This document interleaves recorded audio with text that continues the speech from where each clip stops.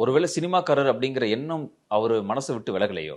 அவரும் அவரும் வெளியே வரவில்லை, ரசிகர்களும் வெளியே வரவில்லை. அதுதான் காரணம். மக்களும் கைப்பிள்ளையெல்லாம் தூக்கி கொண்டு இந்த பாரு விஜய், இந்த பாரு விஜய் என்று காட்டுகிற போதெல்லாம் எனக்கு பதட்டமாக இருந்தது. அவ்வளவு பெரிய நெரிசலில் தோளில் தூக்கி விஜய் விஜய் அவனுக்கு புரியவில்லை. அந்த பிள்ளை கைதட்டுகிறது. அதுக்கு என்ன தெரியும்? ஏதோ ஒன்று ஆர்வமாக சொல்லுகிறாங்க. இதெல்லாம் காட்டுகிறார்கள்.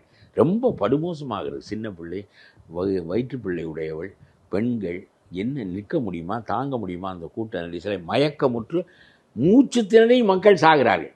ஏதை போர்க்களத்தில் சாவது என்பது வேறு, அல்லது பெரிய பிரளயம் நடக்கின்ற போது சாவது என்பது வேறு.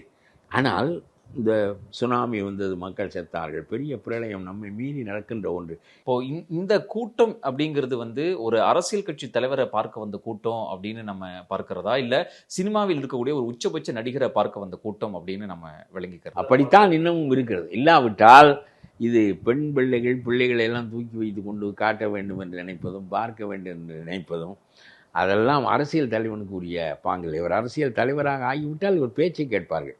இவர் திரைப்பட நடிகராகவே இருக்கின்ற காரணத்தினால் இவரை பார்ப்பதற்கு அவர்கள் முயல்கிறார்கள். இவர் சொல்லுகின்ற கருத்துக்கள் அதே தான் திருப்பி திருப்பி பேசுகிறார்கள். அல்ல, இது திருச்சியிலேயே நடந்து விடுமோ என்று நான் நினைத்தேன். ஏனென்றால் 5 கிலோமீட்டர் தூரம் மரக்கடையில் கூட்டம். அதற்கு அனுமதி கொடுத்ததே தப்பு.